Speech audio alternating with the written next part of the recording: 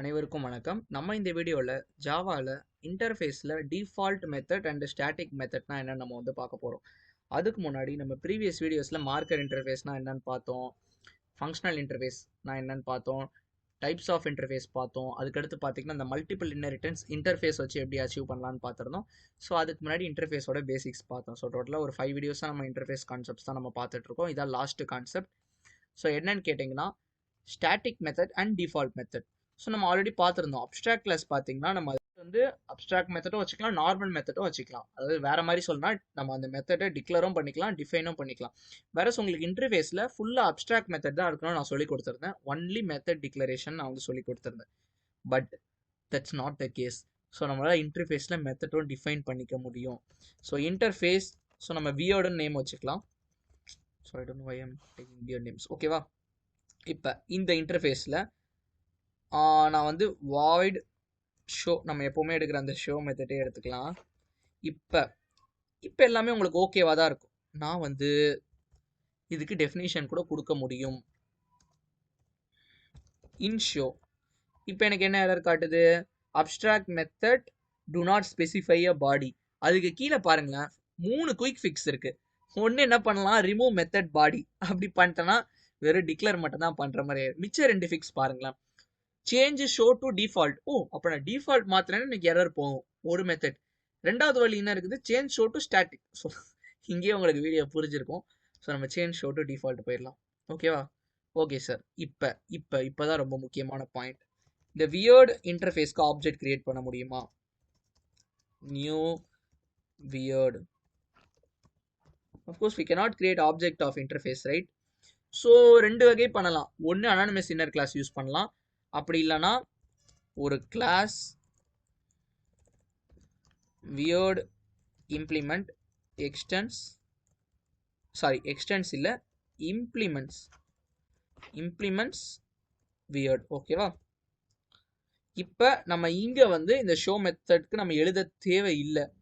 ஏன்னா இப்போ நான் வந்து இப்போ நல்லா பாருங்களேன். இப்போ வாய்ட் டிஸ்பிளே நான் வந்து கொடுக்குறேன்.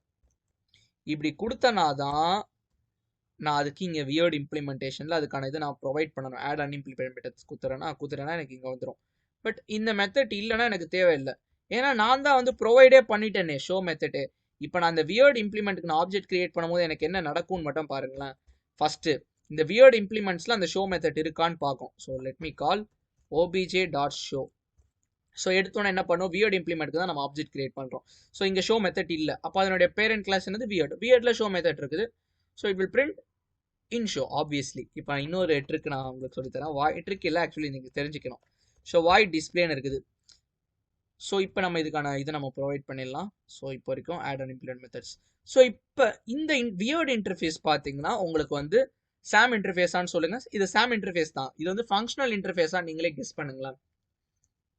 ஃபங்க்ஷனல் இன்டர்ஃபேஸ் நான் சொல்லியிருந்தேன் ஒரே ஒரு மெத்தட் தான் இருக்குன்னு சொல்லியிருந்தேன். பட் இங்கே 2 மெத்தட் இருக்குது. இது ஃபங்க்ஷனல் இன்டர்ஃபேஸ் இல்லைன்னு நீங்கள் நினைப்பீங்க.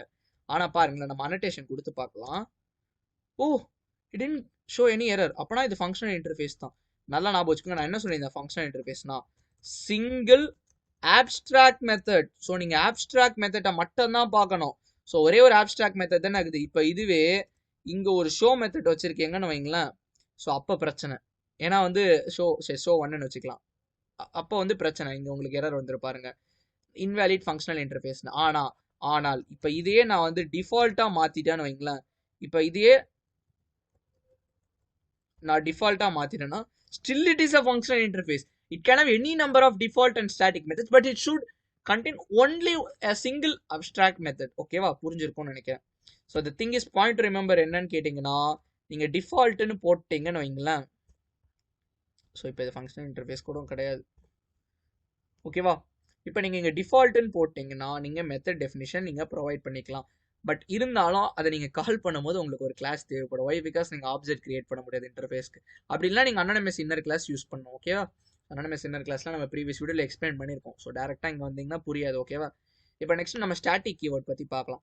ஸோ இது நான் ஸ்டாட்டிக்குன்னு போட்டாலுமே பார்த்தீங்கன்னா ஒரே ஒரு பிரச்சனை தான். இந்த ஆக்சஸ் பண்ணும்போது பார்த்தீங்கன்னா ஆப்ஜெக்ட் வச்சு ஆக்சஸ் பண்ண முடியாது. நம்ம ஸ்டாட்டிக் ரெஃபரன்ஸ் தான்.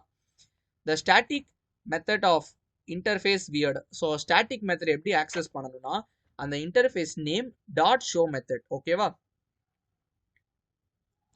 ஸோ என்ன பண்ணணும், ஆப்ஜெக்டே அப்போ தேவையில்லை, ஏன்னா நோ மோர் ஆப்ஜெக்ட் ஸ்பெசிஃபிக். அதனால் ஸ்டாட்டிக் கீவேர்ட் நான் கற்று கொடுத்துருந்தேன். வியர் டாட் ஷோ அப்படி கொடுத்தீங்கனாலே போதும், டைரக்ட்லி எனக்கு பிரிண்ட். அப்போ இந்த கிளாஸ் தேவையா? கண்டிப்பாக தேவை கிடையாது. ஸோ புரியுதா? நீங்கள் ஸ்டாட்டிக் மெத்தட் கொடுத்தீங்கன்னா சும்மா சொச்சக்கி நீங்கள் வந்து பிரிண்ட் பண்ணிக்கலாம்.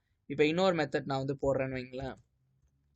ஸோ ஸ்டாட்டிக் டிஸ்ப்னு ஒரு மெத்தட் வச்சுக்கிறேன், இன் டிஸ்ப்.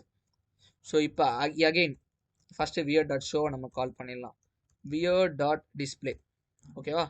ஸோ இப்போ நான் ரன் பண்ணுறேன், எனக்கு ஒர்க் ஆகுது. ஸோ புரியுதா? ஸோ ஸ்டாட்டிக்னா என்ன பண்ணும், ஸ்டாட்டிக்னா நீங்கள் அந்த இன்டர்ஃபேஸ் நேம் வச்சு ஆக்சஸ் பண்ணணும். ஓகேவா? ஸோ புரிஞ்சிருக்கும்னு நினைக்கிறேன் உங்களுக்கு. இதுதான் பார்த்தீங்கன்னா உங்களுக்கு default keyword and static keyword with interface. ஓகேவா?